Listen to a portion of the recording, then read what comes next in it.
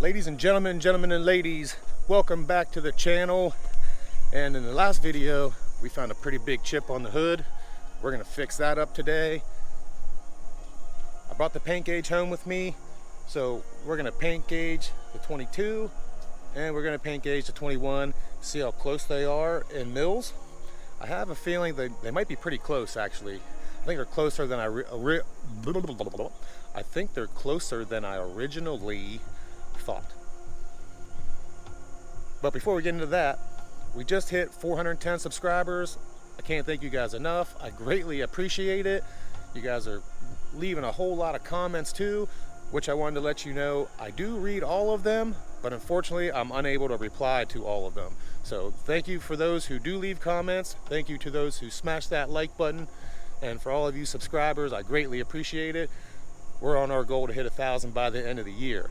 So what we're gonna do first is we're gonna clean the area up around the chip, get that all ready to touch up, and then we're gonna gauge both cars, see what they look like, and then we'll touch up the hood on that 11th gen.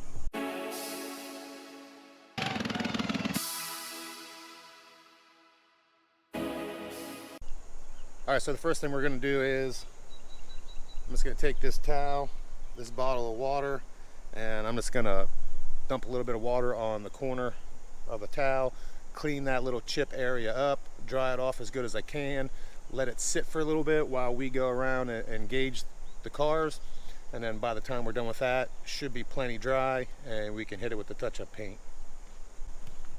Now, like I said in the last video, I was gonna run the Honda and get a stick. I went to Honda, got a stick. I'm actually surprised it's a lacquer base. I thought it would have been a water base because I thought they got away from lacquer. At least they were doing that back in the early 2000s when I was just getting out of doing body work and paint work. So that surprises me a little bit. But it cost me $13 to get this little pen, which is actually a pretty good deal. Now that was at my cost through the auction, so I think we saved like $2, so it might be like 15 bucks, which is a pretty good deal for someone off the street. Now what you could do is you could go to a body shop, a paint mixing place, go to Honda and get it. That way you know it's accurate, or it's as accurate as possible to the paint code. Alright, so if you don't know what your paint code is, just give the dealership your VIN number. But if you don't, I can show you where to get it. So just open your driver's door. There's 3 stickers here. This is the sticker you're going to want to look at right here. And it would be that, see if I can get it to focus, that AG5 would be the paint code. So AG5 is the paint code for this car. And apparently they changed the color. The sticker said it was Aegean, I think that's how you pronounce it, Aegean Pearl Metallic, or Aegean Blue Pearl Metallic.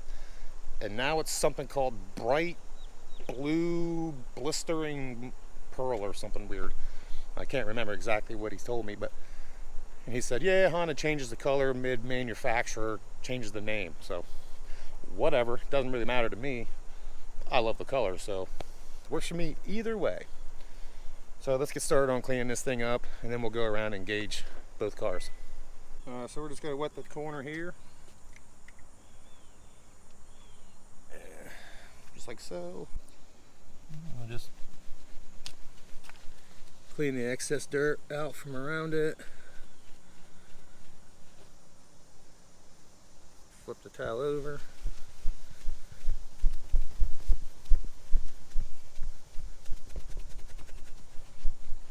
All right, that should be dry enough with the towel. We'll let that guy do the rest. And let's get the paint gauge in these cars. I'm extremely interested. Probably sure you guys are too. Don't know if you guys have ever seen a paint gauge before, or ever used one, or understand how they work. So what the paint gauge does is it has all different kinds of readings, but the reading we're looking for is mils. So what it does is right here on the bottom there's a little metal tab, and what that does is it reads from that to the metal underneath the paint, and it figures the thickness in mils. Unfortunately, I can't break the mills down for you, but that's what it is. I'm not sure if the mill's like, from the prime, it reads everything to the metal. So the primer, the base coat, and the clear coat. So let's see what the hood reads around the chip.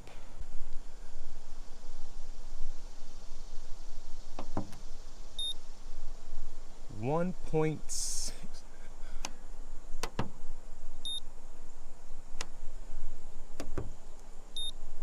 1.7. We'll go in the middle of the hood. 1.4. 1.8. 1.6. That is by far the thinnest paint in mills I've ever seen.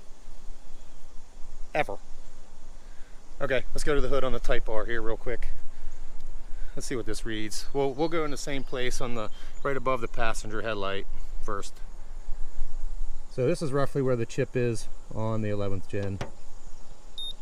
2.7, which is much better.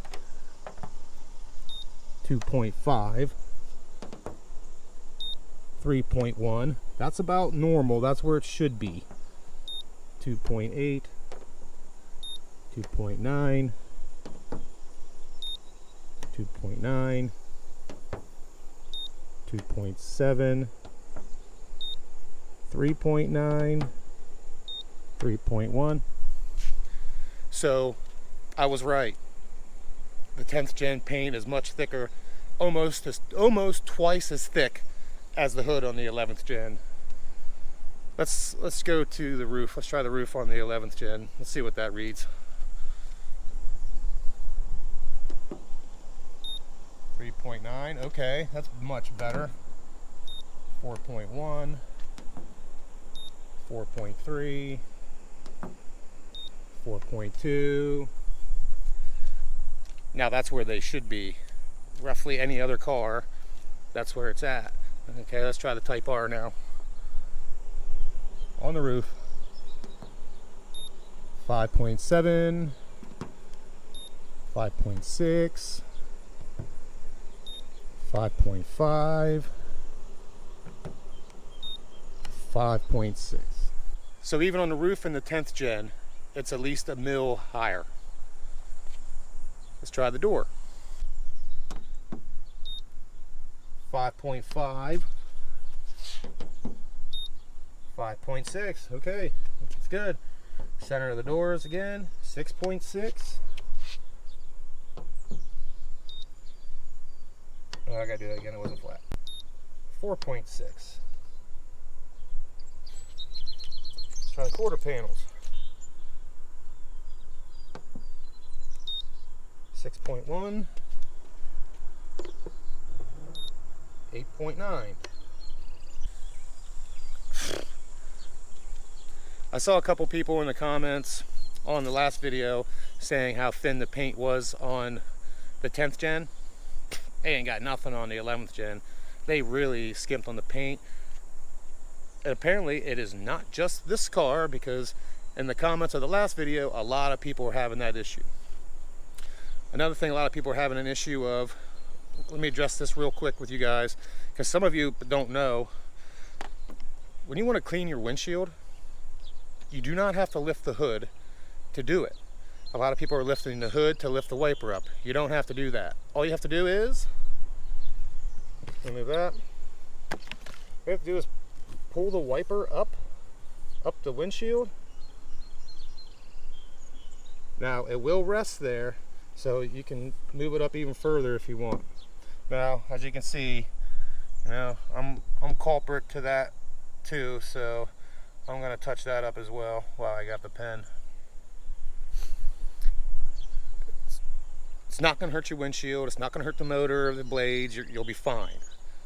So don't worry about it. And then when you're done, just push it back down. Push it back to where it was. I found that out after I did that chip right there on the edge. So don't make the same mistake I did. I know a lot of you already have, but for those of you who haven't, now you can not make the mistake that we all have already. So the Type R gauges is normal. Every other car gauges about 3 to 4. Chrysler products, or Fiat products I should say now, they're much higher. They're around 7 and 8, which I would kind of prefer it to be that way. Why Honda skimped on the paint on the hood, especially with all the chips and stuff, who knows. With the paint gauge, you can't check bumpers, fiberglass, carbon fiber, plastics of any kind, which includes your bumpers. So unfortunately I can't get readings on those, but I'd assume that they're what the hood is. Why they skimped on the hood, I have, out of all the other panels, I don't understand. But all the other panels are still a mil or two under what the 10th gen is. So what I'm going to do here is, since it's not really going to hurt anything, I'm going to hit my neighbor's car. So this is a Toyota Sienna.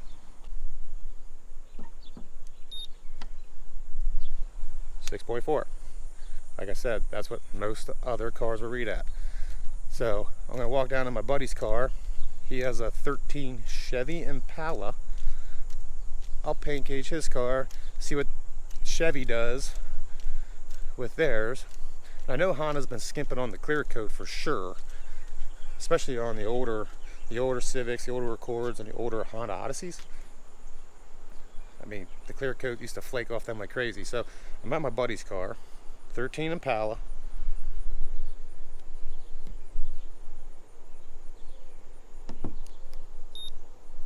.6, 9.4, 9.3. So he's in the 9s.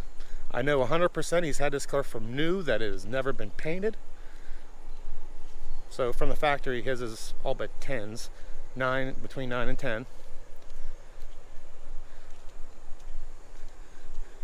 It's crazy, the difference. So yes, Honda, you do skimp on the paint, especially on the hoods, which is ridiculous. Just so you don't make the same mistake I did, I was shaking it up here and I opened the wrong side first. Foolish, you can tell, look. So I lost a little bit of paint, which is no big deal, to be honest. So the lacquer is up here. If you need the lacquer, you open it up here.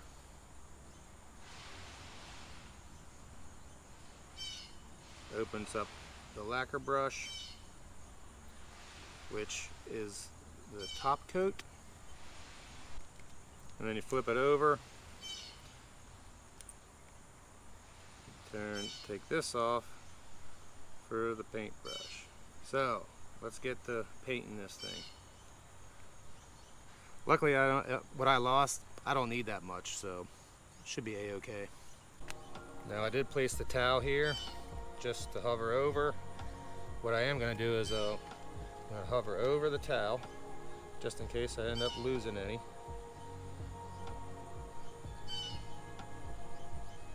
Which I got some coming down the side here, so make sure to clean that up.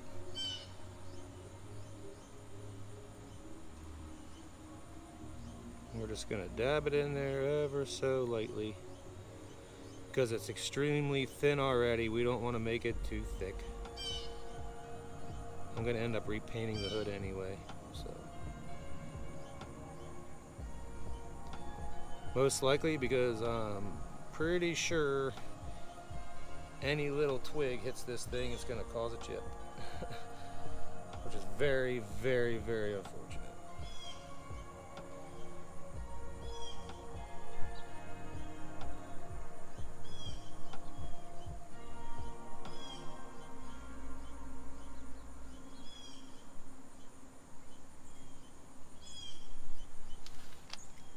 Another thing you can do too is this piece here, you can just pop that off, and there is a pen that you can use for smaller projects.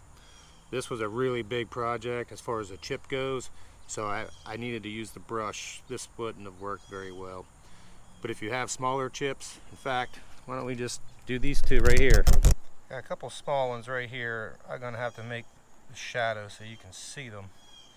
But what we'll do is, so what you have to do is, you can kind of see me in the shadow here. You just got to press that up and down until it leaves a glob like that. And what we're going to do is very, very lightly, we're just going to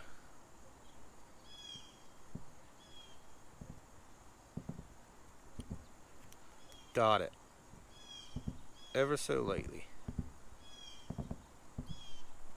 just like that, and then we're going to leave it alone. Alright, I misspoke earlier. I said lacquer was up here, I meant clear coat. So what we're going to do is we're going to flip it over. We're going to spin this off here.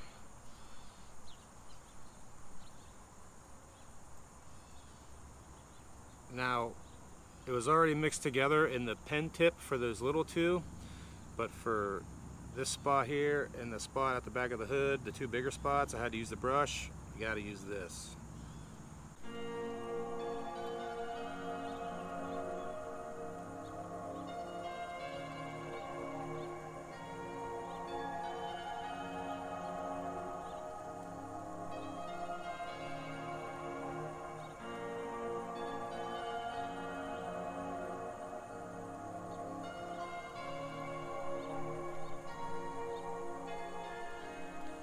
Put it on very, very lightly.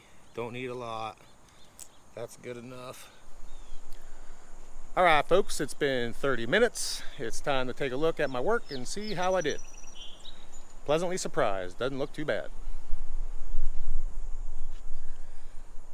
So here is the two little spots that I did. Here's the Gigantor spot that I did.